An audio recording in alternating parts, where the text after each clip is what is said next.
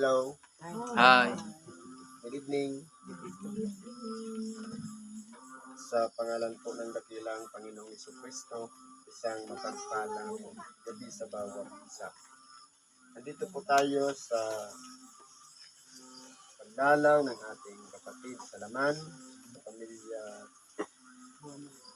Buna Agwa at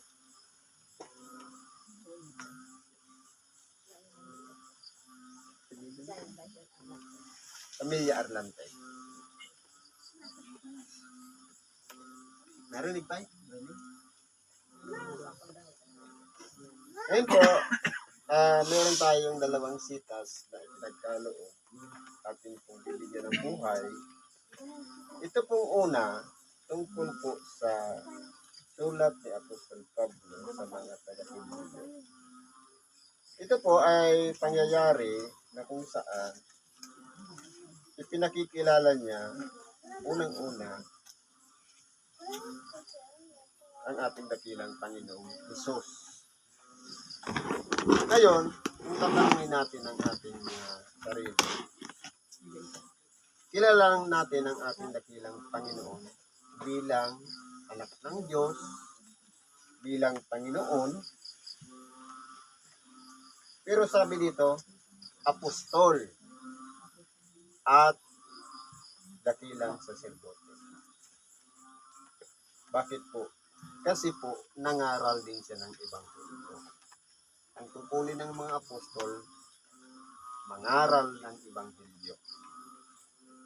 Dakilang saserdote, dahil ang kanyang sarili, kasi pantungkulin ng dakilang saserdote, ang kanyang pagkasaserdote ayon sa pagkasaserdote ni Melchizedek. Kung baga, doon sa mga Levita, meron ding tinatawag na saserdote at yung mga namumuno doon ang tawag doon dakilang saserdote. Ang pinakatungkulin po kasi ng saserdote, kung kay Melchizedek, siya ang tumanggap ng ipinagkaloob noon ng isang hari o ng isang tao, si Abraham, ng kanyang mga samsam, si Melchizedek ang tumanggap. Kumbaga, sa mga Levita naman, ang mga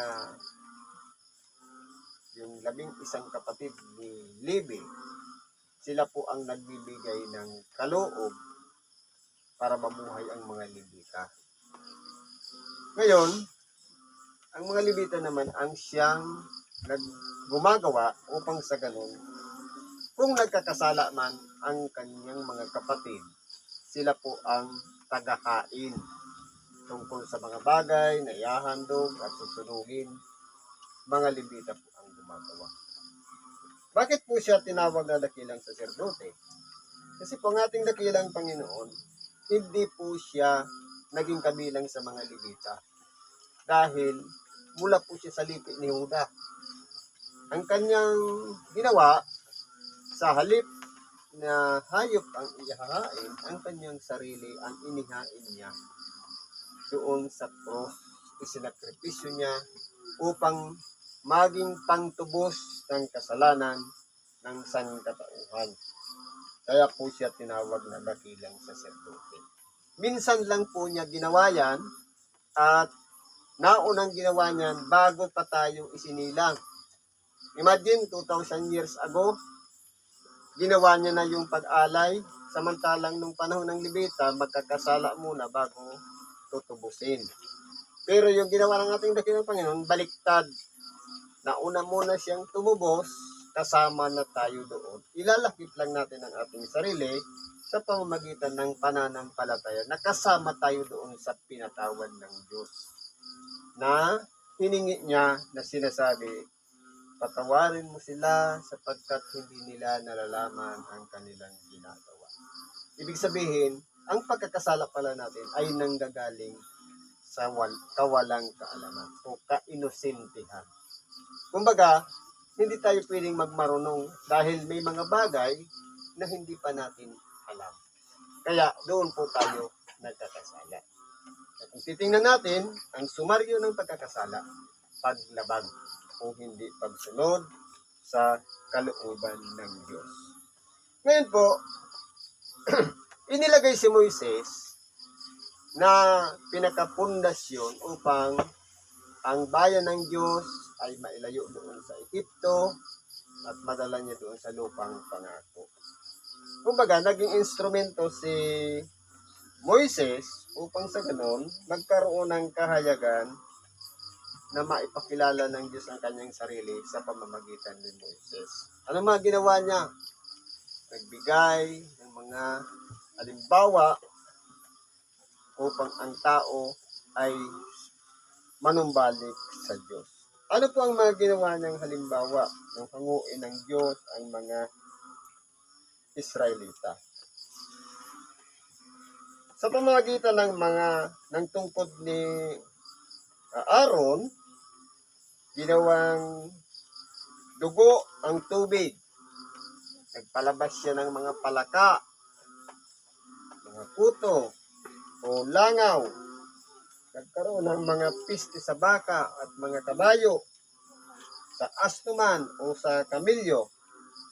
At lahat ng mga tao nun ay nagkaroon ng salot sa bukol ang mga Ehipsyo. Nagkaroon ng ulan na tinatawag granizo. At yung balang. Lahat mo yan ay ginawa ng Diyos na bilang patutuo para sa mga Israelita. Pero anong ginawa nila? Sabi nga, naging matigas ang kanilang mga puso. Na ang sabi dito, lagi silang nangagkakamali sa kanilang puso, ngunit hindi nila nangakilala ang aking mga daan. Na sinugo si Moises para ilatag yung magiging daan ng tao. Ibinigay yung mga kautusan, yung mga palatuntunan, at mga kahatulan. Pero anong ginawa ng mga Israelita? Hindi nila nangakilala ang aking daan, ano pat aking sinumpa sa aking kagalitan, sila'y hindi magsisipasok sa aking kapahingahan. Ngayon po, kung titingnan natin, ilalagay natin sa ating sarili. Siguro, lahat tayo ay hindi mawawalan ng tinatawag na problema. Mga dinaranas nating mga pagdurusa, kahirapan, o kung ano pa man na bumabagabag sa ating kalooban. Lalong-lalo na yung kabalisahan. Lahat ng yan ay isang parte na kapag hindi natin kinilala sa ating sarili, ang tinatawag na apostol at dakilang saserdote, ang ating dakilang Panginoong Jesucristo, ang mangyayari po niyan, kahit tayo man, hindi tayo makapapasok sa kapahingahan. Ano pong ibig sabihin ng kapahingahan? Na kung tayo ay sobra-sobra yung pag-iisip, pag-aalala, hindi makaka-relax ang pag-iisip. Dahil po, wala po tayong, kung tingnan, wala po tayong magagawa sa atin lang. Dahil ang ating kakayahan, limitado lang. May mga bagay na kinakailangan nating isurrender sa Diyos. May mga bagay na Diyos lang ang makagagawa. Dahil tayo ay nilalang niya. Ayon sa kanyang larawan, kinakailangan natin sumunod sa ating dakilang Panginoon na walang iba. Siya ay naging daan, naging halimbawa upang sa ganon, sa pamamagitan ng ating pagsampalataya sa ating dakilang Panginoong Jesucristo, tayo po ay mabuksan ang ating mga kaisipan, ipagkatiwala natin sa Diyos ang lahat ng mga bagay, sapagkat tunay nga po na kung malakas ang ating pananalig, anumang bagay na ating hingin sa ating dakilang Panginoon, ipagkakaloob po sa bawat isa sa atin. Kaya po, sabi nga, manalig tayo sa Diyos. Kung tayo man ay punong-puno ng problema, alalahanin natin, nandyan talaga palagi ang problema. Kung kasama natin ang Diyos sa pag-solve sa lahat ng problema, pagkakalooban niya tayo ng karunungan, kaalaman, upang sa ganon, matutunan natin ang lumaban. Sabi nga, sa, kung titingnan natin, kung pagod na pagod ka na sa kakaisip, sa iyong pasang, para hindi ka na mahirapan, ilapag mo. Dahil, mabigat nga eh. Kumbaga, alam nang mabigat, bit-bit pa rin. Bitawan na yan. Ang pinaka-ano diyan, susi diyan, is surrender sa Diyos ang lahat ng bagay. Kaya kung meron mang mga problema, karamdaman, normal lang po yun. Ang karamdaman ay isang parte ng ating pagkabuhay na itong katawan na ito, sinasabing may kahinaan. Marupok. Dahil kung minsan, hindi mo lang painumin ng tubig, may sakit na. Hindi mo lang pakainin, nang hihina na. Dahil mahina, marupok. Kaya nga ang tao po ay namamatay. Kaya po, kung meron tayong problema, ipagkatiwala natin sa Diyos. Kung tayo may karamdaman, ipagkatiwala natin yun sa Diyos. Huwag na natin gayahin yung mga Israelita na noon. Pinaliwanagan na ni Moises, tinuruan na ng lahat ng mga palutuntunan at kautosan ng Diyos, matigas pa rin ang kanilang mga puso. Huwag na po natin silang gayahin. Kung titingnan natin, ano ang koneksyon ng panahon ni Moises at ngayon? Nangyayari rin po yan. Dahil sabi sa banal na kasulatan, walang bago sa ilalim ng araw. Yaong nangyari noon ay siyang mangyayari ulit ngayon. Ibig sabihin, paulit-ulit lang po ang nangyayari dito sa ibabaw ng sanglibutan. Kaya po, nasa atin na lang kung tinuturuan tayo ng tamang pamamaraan para sundan natin yung halimbawang ibinibigay ng ating dakilang Panginoon. Ipagkatiwala natin sa Kanya. Sabi nga, may bahay. Alin ba ang mas mahalaga?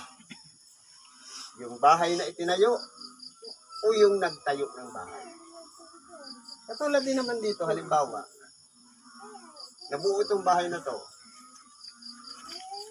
Hindi siya mabubuo kung wala siyang karpintero. Sino yung mas mahalaga? Itong bahay na to o yung nakatira? Siyempre, yung nakatira. Sabi nga, tayo yung bahay ng Diyos. Mas mahalaga tayo sa paningin ng Diyos. Kaya kinakailangan natin, ipagkatiwala natin sa Kanya ang ating mga sarili at sikapin natin na tanggapin natin sa pakiramdaman natin siya at papasukin natin siya sa ating mga puso. Doon natin malalaman ang milagro ng Diyos. Doon po natin malalaman at makikilala ng lubusan ng Diyos kapag nakapasok na siya sa ating mga puso. Eh po, mayroon pang isang aralin. Sabi dito, sa 1:14, huwag magulumihanan ang inyong puso. Ito po ang pinaka-problema kasi ng puso. Hindi sa pag-ibig na pantao, yung pag-ibig na in love sa isa't isa. Yung pag sinabing magulumihanan, dapat ikalma lang natin ang ating puso. Dahil kapag marami tayong inaalala, marami tayong iniisip, hindi lang po utak ang apektado natin, kundi pati puso. Dahil minsan, makwentuhan lang tayo ng nininervyos na tayo. Kaya kung titingnan natin, sabi nga, ikalma lang ang puso. Ano sabi niya? Magsisampalataya kayo sa Diyos, magsisampalataya naman kayo sa akin. Kung sumasampalataya tayo sa Diyos, dapat kalakip palagi ang ating dakilang Panginoon. At sampalatayanan natin siya. Sabi niya, sa bahay ng aking ama ay maraming tahanan. Sabi sa English, sabi niya, sa maraming tahanan, there are so many mansion. Sabi nga, kung titingnan natin, kung itong nakikita natin ngayon na bahay, kahit ano man yan, barong-barong, kubo, o dampa, o konkreto man yan, na pinalalagay nating bahay. Katulad lang yan yung pamumuhay natin. Temporary yun. Ang importante po dyan, mayroong inihanda ang Diyos na pinakabahay na siyang tatahanan natin pagkatapos ng buhay na ito sa kanyang pagdadating. Sabi nga, there are so many mansions in His Father's house. Sabi niya, kung di gayon ay sinabi ko sana sa inyo sapagkat ako'y paroroon upang ipaghanda ko kayo ng dakong kalalagyan. Totoo po. Naghanda na ang Ama ng mga kalalagyan natin. Lamang, tayo po ay nandito pa sa ibabaw ng sanglibutan. Kung tayo nga yung pinakapangarap ng isang tahanan, magkaroon lang ng isang masisilungan, tapat na yon dito sa ibabaw ng sanglibutan. Dapat, wag lang dito, pati sa second life, o yung sinatawag na ikalawang buhay, o buhay na walang hanggan. Pagkanasain natin na magpunta tayo doon sa bahay na inihanda ng Diyos. Kaya yun po, pag-ingatan natin ang ating mga sarili na hindi tayo mapahamak o mapalayo sa Diyos. At kung ako'y pumaroon at kayo'y maipaghanda ng kalalagyan, ay muling paririto ako at kayo tatanggapin ko sa aking sarili. Upang kung saan ako naroon, kayo naman ay lumuon. Napakasarap pakinggan. Kasi po ang pinaka-purpose po talaga ng ating dakilang Panginoon. Walang iba. Ang lahat ng mga nakakakilala sa Kanya, nagtitiwala sa Kanya at nananalig sa Kanya, kung saan man siya maparoon, dapat nandoon din tayo.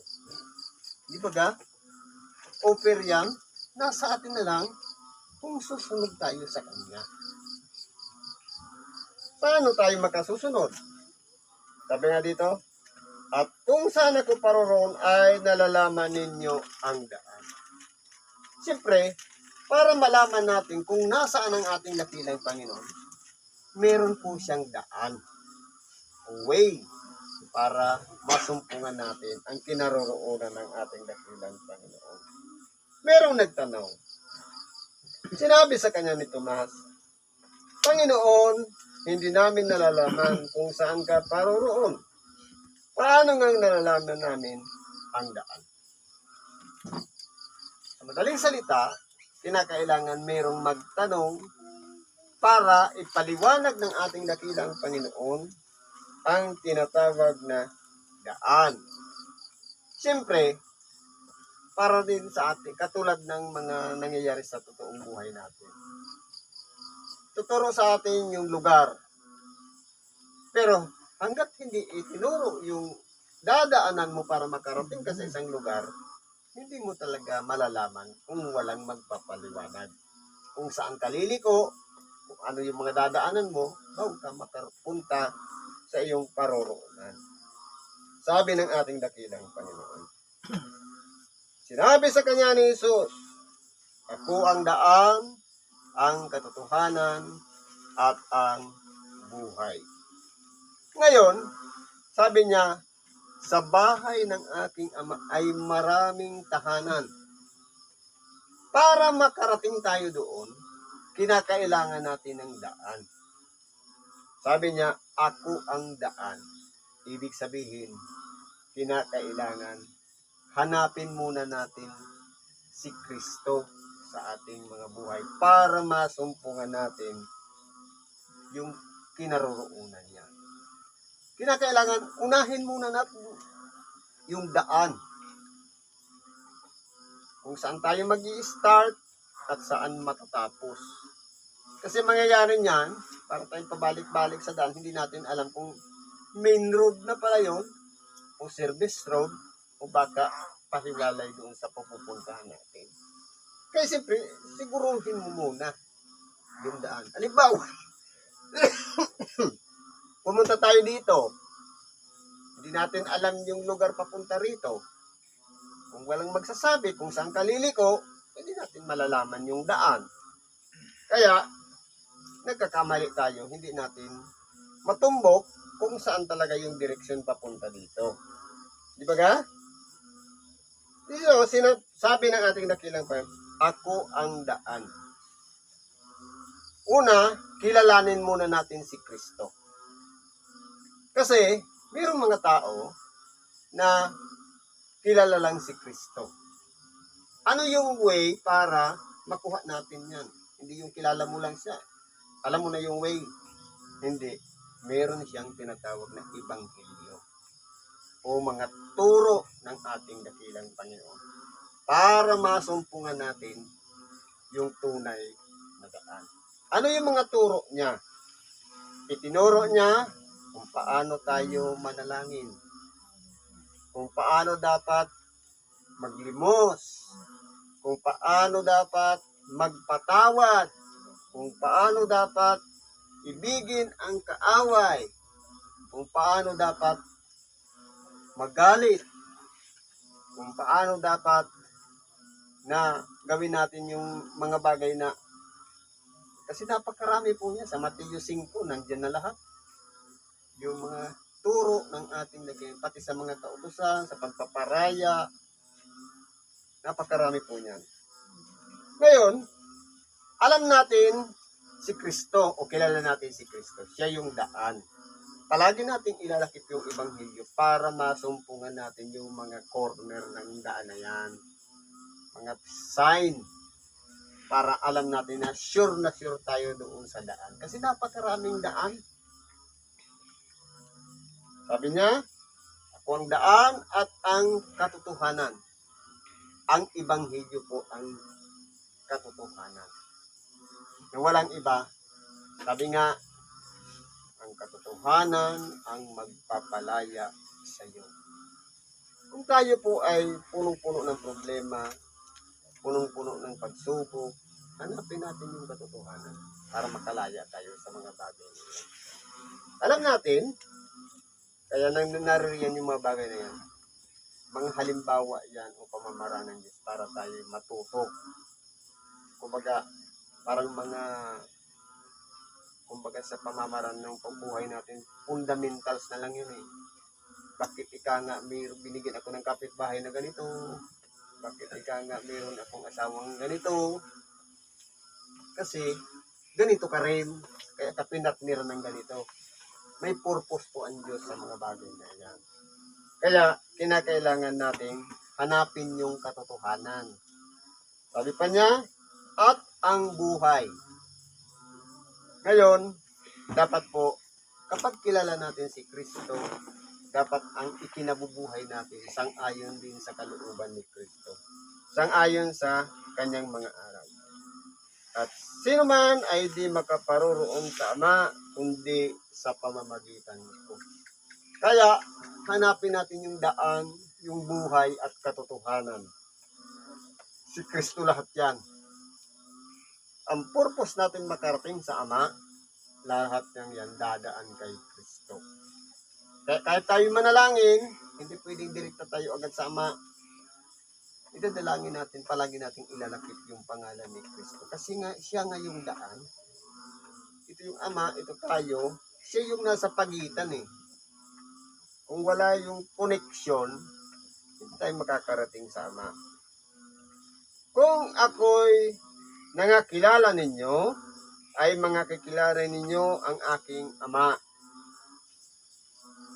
Buhat ngayon, siya'y inyong mga kikilala at siya'y inyong nakita. Yan po ay sinabi ng ating dakilang Panginoon sa kanyang mga alagad. Para din tayo, nagtatanong, nga katulad nitong si Felipe. Kaya, kung noon man, ipinakikilala ng ating dakilang Panginoon ang kanyang Ama sa pamamagitan niya mismo. Dahil ang kanyang mga gawa ay ginagawa niya yun, nandun ang Ama. Kasama niya. Kaya siya tinawag na anak ng Diyos dahil nabuhay siya sa laman. O anak ng tao ang kanyang katawan. Pero yung nandoon, nananahan sa buhay na yon, sa katauhan ng anak ng tao, ang anak ng Diyos. Dahil kakasunod siya sa kanyang Ama. Kaya tinatawag na anak. Ngayon, sabi niya, Kung ako'y nangakilala ninyo, ay mga kilala ninyo ang aking Ama. Para malaman natin yung pinupunterya natin na ating Ama, dapat kilalanan natin ang ating dakilang Panginoon. Kung papaano niya tayo inibig, ganun din ang pag-ibig ng Ama sa atin. Kaya, huwag tayong matakot. Sabi ng iba, nung panahon daw, ang Ama ay mabangis, dahil puro patayan, gera, nung mga panahon, imagsik kaharian sa kaharian. Kasi po noon, hindi pa kasi nailalagay sa posisyon yung mga lingkod ng Diyos. Kumbaga nakahiwalay pa kalat-kalat. Kaya kinakailangan maraming mga mangyari para maiposisyon ng Diyos ang mga Israelita doon sa lupang pangako. Kaya ganun ang nangyari. At mayroong mga nananakop na lumalaban sina David, Haring David. Kaya ganun po ang nangyari. Sabihin natin nabagsik. Pero hindi naman ganun. Kung gaano ang pagkakilala natin sa ating dakilang Panginoon na ayaw niyang may mapahamak sa bawat isa sa atin. Kahit isa man, ganun din po ang Ama. Dahil siya, kaya nga niya sinugo ang kanyang bugtong na anak na pinakahain patungkol sa mga kasalanan. Dahil sa pag-ibig ng Diyos na una nang umibig sa atin. Sabi dito, sinabi sa kanya ni Felipe, Panginoon, ipakita mo sa amin ang Ama at sukat na ito sa amin. Siguro kung tayo nasa kalagayan din ni Felipe, nagpapakilala si Kristo, ang pagpapakilala ng ating dakilang Panginoon, para mo na rin nakilala ang Ama. Ang gusto natin, nakikita ng mata. Sa totoo lang, hindi po yan nakikita ng mata. Nararamdaman natin yan. Ang presensya ni Kristo, ang presensya ng Ama sa ating mga buhay. Sinabi sa kanya ni Jesus, malaon ang panahon ako inyong kasama at hindi mo ako nakikilala, Felipe. Ang nakakita sa akin ay nakakita sa Ama. Paanong sinasabi mo, ipakita mo sa amin ang Ama? Ngayon po, magtatanong tayo. Ano ang pagkakaiba? Sabi, isang Diyos. Nakakita sa Ama, o nakakita sa akin, nakakita sa Ama. Ibig sabihin, ano ang pagkaiba nilang dalawa? Ang Ama, nandun lang sa kanyang luklukan. Hindi siya umaalis doon. Kaya nga mayroong kapangyarihan, sinusubo. At mayroong mga arkanghel na sinusubo sa buong kalawakan, sanglibutan. Dahil sa ang Ama, nandun lang sa kanyang, walang pagbabago, nandun lang siya sa kalagayan yun. Kumbaga, ito yung sanlibutan, andito lang siya sa ibabaw. Ngayon, meron dong parang isang pagitan sa Diyos at sa tao. Kaya po ang ating dakilang Panginoon ay sinubo niya dito sa loob. Pagpasok niya sa sanlibutan. Kaya po, siya po ang palaging nakikipag-ugnayan nun sa mga propeta. At maging yung Espiritu Santo, ito naman nag-uudyok dun sa mga propeta na isulat lahat ng mga pakikipag-ugnayan ng ating dakilang Panginoon sa mga tao sa pamamagitan ng mga propeta. Kaya marami tayong nababasa yung mga sulat ng mga propeta. Magkakaiba-iba po sila, ang Ama, ang Anak, at Espiritu Santo. Kaya makilala lang natin si Kristo, pati yung aral niya, makikilala rin natin ang ating Ama. At mapipil natin sa ating sarili kung ang sinasabi natin na sumasampalataya tayo sa ating dakilang Panginoon, sumasa Espiritu naman tayo po. Ibig sabihin, hindi po sila magkakalaban. Iisa lang po ang sasabihin nyo.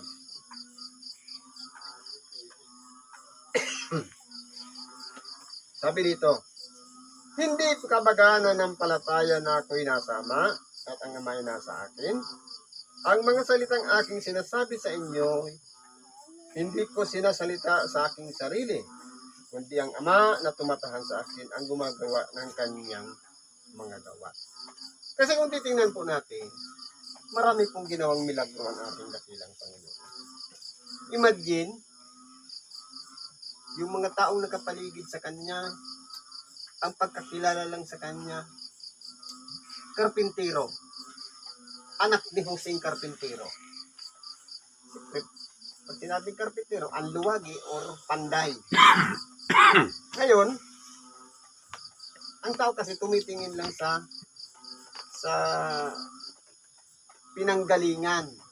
Kung ang ama mo ika nga ganito, ganun ka rin. Kasi yun lang naman ang itinuturo noon, wala pa namang schooling noon, di pa uso yan. Ngayon, sabi dito, malaunang hindi ka baga nananampalataya na ako'y nasa anak. Kung tayo man, ng mga panahon yun, magdududa tayo. Dahil siyempre, imposible paniwalaan ang ating dakilang Panginoon. Pero, sa mga makapangyarihang gawa, nakapagbuhay siya ng patay. Ang mga bulag, nakakakita. Ang mga bingi, nakakarinig. Ang mga pingkaw, nakakalakad. Ang mga may mga kitong. Kung titingnan natin, hindi po madalian ang pagpagaling. Pero hindi po kinilala ang ating dakilang Panginoon. Pero yung isang tao na inaalihan ng mga mababang espiritu o ng demonyo, kilala po si Kristo. Anong sabi ng espiritu? Ikaw na anak ng kataas-taasan, naparito ka ba upang kami puksain? Anong ginagawa ng ating dakilang Panginoon? Sinasaway niya yung espiritu dahil kilala siya para hindi na magsalita dahil mabubunyag siya. Ibig sabihin, yung mga kasama ng ating dakilang Panginoon naghahanap pa ng pruweba o patutoo ng pagkakakilanlan ng ating dakilang Panginoon. Pero, yung mga espiritong nakakilala sa ating dakilang Panginoon, nanginginig na sa tako. Kaya kung titingnan po natin, ang mga espiritu mas bukas po kasi ang kanilang pag-iisip, madali nilang makilala ang Diyos. Madali nilang makilala ang kapangyarihan ng Diyos. Kumpara sa ating mga tao, kasi meron tayong limitasyon. Ang nakikita lang natin, yung visual nating mata, nakikita natin yung kaharap natin. Ganun lang. Pero, hindi natin alam. Kahit taliksikin mo yan, kung kapwa-tao natin, makikita mo siya o makikilala mo siya sa gawi o ugali kung ano ang pagkatao. Unlike sa espiritu, nakikilala niya yung pagkatao o yung antas natin bilang lingkod ng Diyos. Kaya kung tayo po ay matuwid, tayo po ay naging mabuti sa harapan ng Diyos, takot din ang mga masamang espiritu sa lingkod ng Diyos. Kasi po, lumalarawan doon na sabi nga, naalala natin yung dalangin ng tao. Lalangin natin ang tao ayon sa ating larawan, ayon sa ating walis. Kaya po ang mga espiritu minsan inggit sa tao. Kaya nga po, nananakit sila ng tao. Minsan, pinipermisyon nila ang tao para hindi makatulog at binibigyan ng sari-saring karamdaman dahil po sa inggit. Kasi larawan tayo ng Diyos. Imagine, pumasok si Kristo dito sa ibabaw ng sanlibutan. Hindi nabuhay bilang espiritu, kundi bilang isang tao. Sabi nga, at nagkatawang tao. Si Kristo po yun. Mas pinili niya ang buhay ng tao. Mahirap, pero kung titingnan natin, larawan kasi ng Diyos ang pagkakalalang ng bawat isa sa atin. Tuloy natin. Magsisampalataya kayo sa akin na ako'y nasa Ama. At ang Ama ay nasa akin, o kaya'y magsisampalataya kayo rin dahil sa mga gawa. Bagamat hindi natin nakita yung mga gawa na ginawa ng ating dakila ito. Nabasa lang natin sa banal na kasulatan. Sabi nga, mapalad kayo dahil kayo sumasampalataya dahil sa inyong nakita. Pero masigit na mapalad yung sumasampalataya bagamat hindi nila nakita. Tayo po yun. Hindi natin nasaksihan ng ating mata si Kristo. Yung mga makapangyarihang gawa na kasama niya ang Ama, hindi natin nakita yan. Nabasa lang natin sa banal na kasulatan.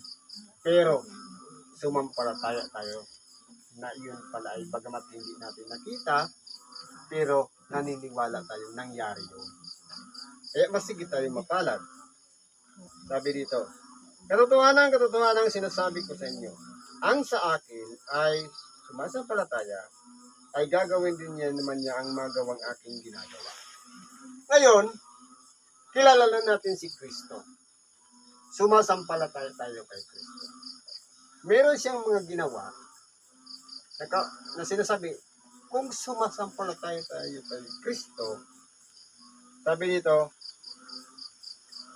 ang sa akin ay sumasampalataya, ay gagawin din naman niya ang mga gawang aking ginagawa.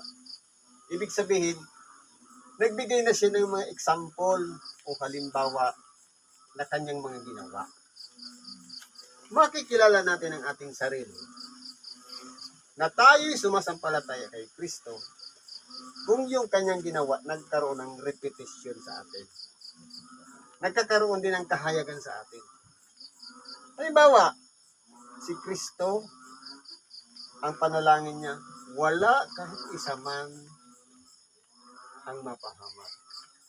Kung ang kaisipan natin, kahit kaaway man yan, kahit hindi natin kabati, ang gusto natin, magbago siya.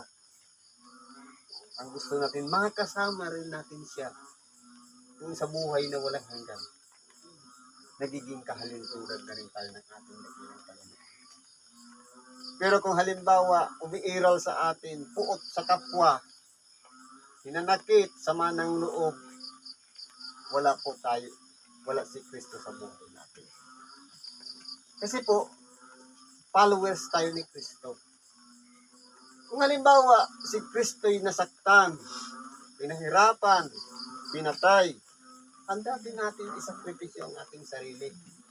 Kung si Kristo'y nagpuyat sa kadadalangin sa bundok, dapat marunong din tayong magbigay ng pagkakataon sa ating sarili. Manalangin sa bundok. Dahil follower na tayo ni Kristo.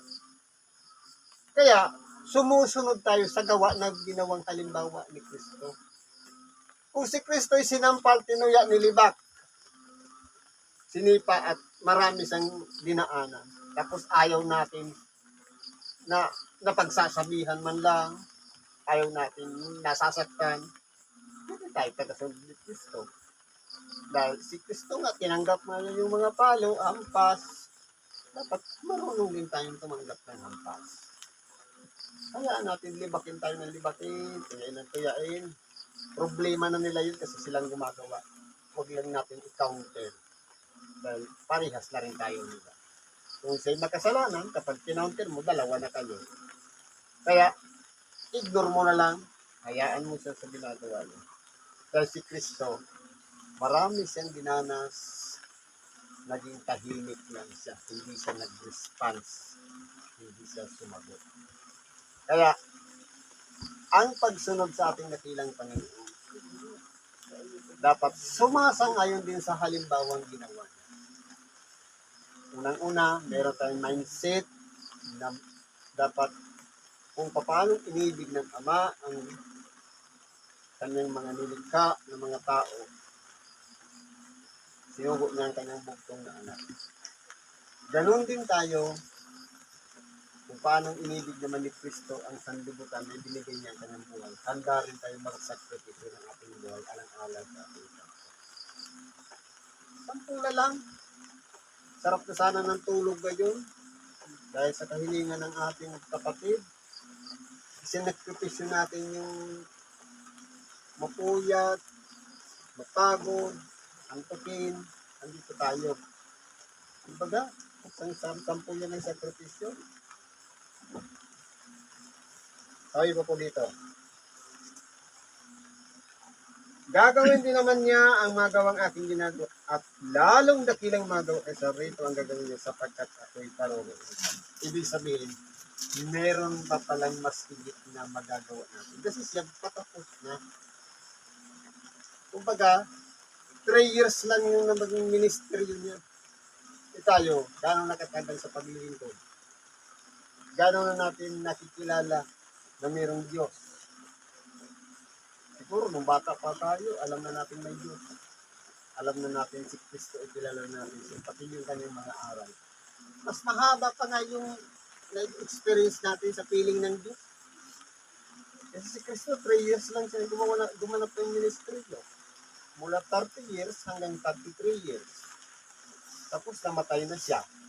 Yun na yun, mas mahaba ng experience natin. Kumbaga yung karanasan, yan po ang nagbibigay sa atin ng pag-asa na akala natin wala lang. Pero makikita mo yan, pag babalikan natin yung mga ginawa natin, kung mahalaga po yan, kung nakagawa tayo ng mabuti, pagpasalamat natin. Kung may nagawa tayong mali, ihigit natin ang tawad. Kasi po, iba ang kalagayan natin sa kalagayan ni Kristo. Kasi po, tayo, tao, ang normal na kalagayang tao. Pero si Kristo, lalang ng Espiritu Santo. Kaya, takot sa Kanya ang mga masamang Espiritu at mga demonyo. Sa atin, takot din sila sa atin. Pero problema, baliktad. Tayo yung takot sa kanila. Di ba ga? Saan tayo dapat matakot? Sabi nga, ang demonyo, unang nagkasala. Sino ang dapat natin katakutan? Yung demonyo na nagkasala? O yung, sabi nga, yung creation o creator? Yung nilalang o yung lumalang? Dapat sa Diyos tayo matakot. Dahil meron pupuntahan na natin na isang tayo. Kumbaga, huwag na natin sundan yung pangyayaring ginawa sa Satanas. Napahamak siya, lumabag siya sa Diyos, at huwag na natin susundan yung kanyang ginawa para hindi tayo mapunta sa pagduro sa Diyos at pagdating ng panahon. Hanapin natin yung pinalalagyan ng Ama, pinalalagyan ng ating dakilang Panginoon sa Kristo. Sabi pa po dito, at ito ba yun? Parang lumagpas na ito ah. Mabuta akong 12. Ngayon, pero parang nakukulangan pa kaya. Ubusin pa natin yung 30 yun. Alam mo, ang ganito lang po kasi yan. Itong gospel, binibigkit natin yung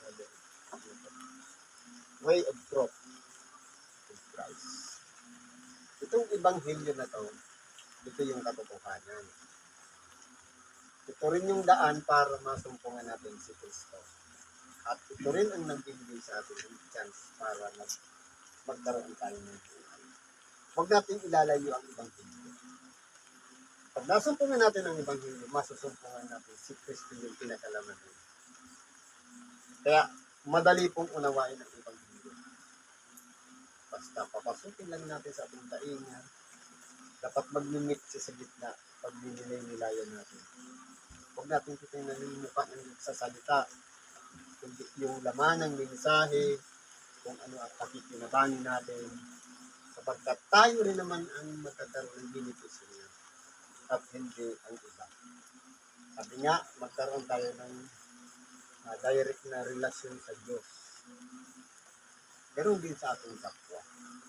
Kasi po, kahit sabihin natin, gabi-gabi tayo nananalangin, gabi-gabi tayong humihingi ng tawad, gabi-gabi tayo nananalangin, hindi naman tayo nakikinig ng ebanghelyo, yun useless.